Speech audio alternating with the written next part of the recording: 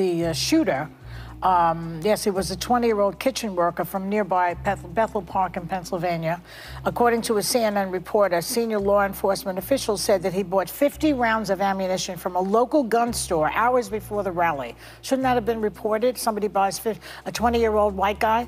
I mean, we've seen that many times now, young white men with guns, and nobody reported that he bought 50 rounds of ammunition? What you're looking at right now is 50 rounds of ammunition. This is the amount of ammunition that Joy Behar is waxing poetic about on national television.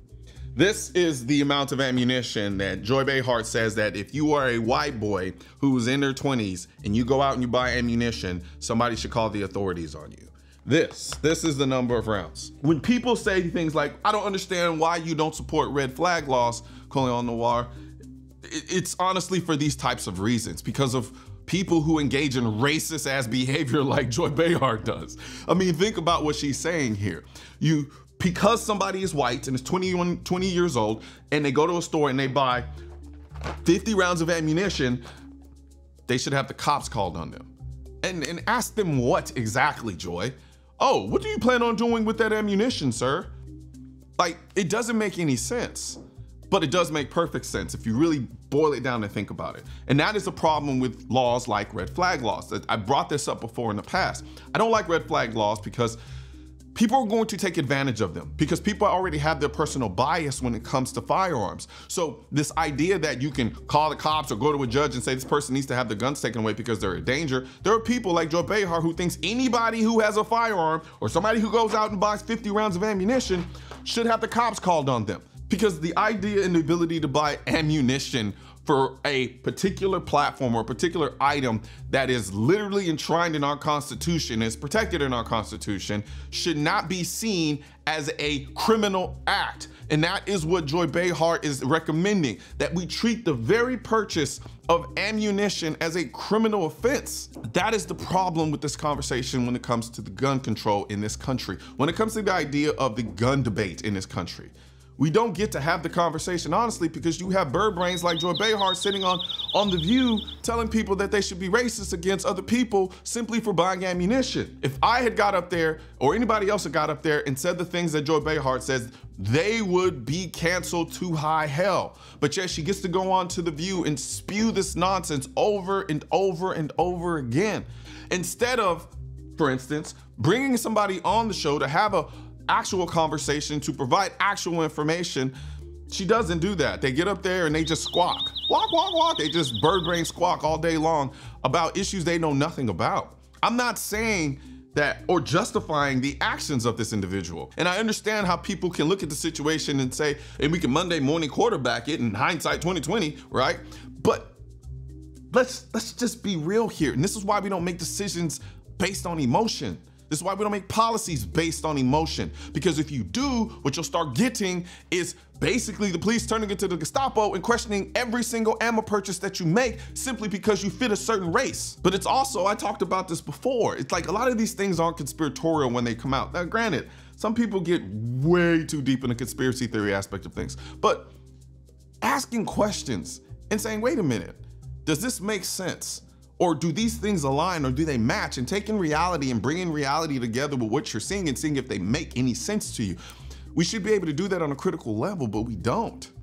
So when I say things like, hey, I don't know about this ammo machine where you can buy ammo from a vending machine where they scan your face and then they scan your ID, I'm not a fan of that, because I don't know what they're doing with that information. I don't want them knowing all the purchases I'm making. And as you can see here, my fear is justified. She just said it. Why weren't the authorities called for simply buying ammunition as a white 20-year-old boy? How is that not overwhelmingly a violation of somebody's rights? But she gets to get up there and she gets to say these things over and over and over again, and nobody checks her on it. So I'm gonna check her on it. Joy, you're an idiot. Plain and simple. You've demonstrated, not because I simply think you're an idiot, you've demonstrated it on multiple occasions. But at the end of the day, here we have an individual sitting on national television who has a platform that goes out to millions of people. And I'm pretty sure there are people throwing their hands up and saying, yeah, I agree with that. Why 50 rounds of ammo? Oh my God. And that's another thing too, is the perspective. I can go through 50 rounds of ammunition in 2 minutes. Not even 2 minutes. I can go through 50 rounds of ammo in a minute. 50 rounds of ammunition is not a lot of rounds. It's not even close to a lot of rounds. As far as I'm concerned, it's not even worth going to the gun range to shoot. 50 rounds? But when you inherently attribute evil to firearms, regardless of whose hand it is in, you start saying things like this and start making decisions like this. You can't vilify every single person that is into firearms. Just because I go out, let's say I went out and I wanted to buy 2,000 rounds of ammo. Now all of a sudden you're gonna call the cops on me and come and question me as to why I'm buying the ammo? And even if you did do that, what information are you gonna get? Huh? You're gonna come and you're gonna ask me, why are you buying this ammo? I'm buying the ammo because I'm gonna go shoot. Is that illegal? No, it's not. It's perfectly okay for me to go out and buy as much ammo as I want because I have a Second Amendment right in this country. But what they like to do is take these types of events and in hindsight, utilize the hindsight aspect of it to say, if somebody would have asked him why he was buying the ammo, maybe we would be able to stop this thing, without actually considering the fact that thousands and thousands and thousands of people every day go out and buy ammunition and they don't shoot anybody. They buy ammunition to go train at the range. They go buy ammunition so that they can have it for self-defense. There are a multitude of reasons why people go out and buy ammo in various quantities. But what Joy wants to do, what she's systematically trying to do, is trying to implement in people's minds that anybody who's buying any level of ammunition for any reason is potentially a bad person. And when you start doing that, you start to create a dynamic in this country that is inherently anti-gun, which inevitably becomes inherently anti-Second Amendment. And then they utilize things like this shooting to do it. And it's dangerous. And that's why we have to push back against that type of information, because it doesn't make sense. When somebody's sitting at home who doesn't know much about firearms, he went out and bought 50 rounds hours before he did the shooting. But then when I get on here and I showed him that this is 50 rounds of ammo is one box, then things start to really kind of become more clear to people and they understand there's nothing wrong with buying 50 rounds of ammunition. That's not a lot. Buying 1,000 rounds of ammunition isn't a lot. On a basic range day for me, I can go out and shoot upwards of 200 to 500 rounds, no problem, without even thinking about it. But apparently when you go out there to buy 50 rounds of ammunition, it's a problem, according to Joy Behar.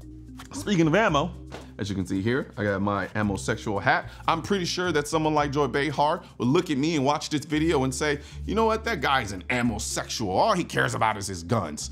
And no, I don't only care about my guns. What I care about is preserving the rights that we have in this country under our Constitution. But I also don't have a problem with you calling me an ammo-sexual because I am an unapologetic gun nut. I love firearms. I love the idea of firearms. I love what firearms can do in the hands of good people. I don't like what they do in the hands of bad people, but I like the fact that because good people have them, they can stop bad people. So yes, I'm an ammo-sexual, and I will always be an ammo-sexual. And you know what? If you're an ammo-sexual too, and you want to wear it with pride, you head over to shop.mrcolionnoir.com and get your ammo-sexual gear, or I'll put a link in the description section that you can click. We have hats, we have shirts, we have drinkware, you name it. One thing's for certain and two things are for sure. Politicians and tech giants don't want gun content to be recommended to you. And we're all fighting this culture war together. Now you can help do your part by liking, commenting, subscribing to the channel, but most importantly, sharing this video with at least one person. Together we can stop the suppression of our 2A rights. And don't forget to click the link in the description section of this video for the products that I mentioned in this video.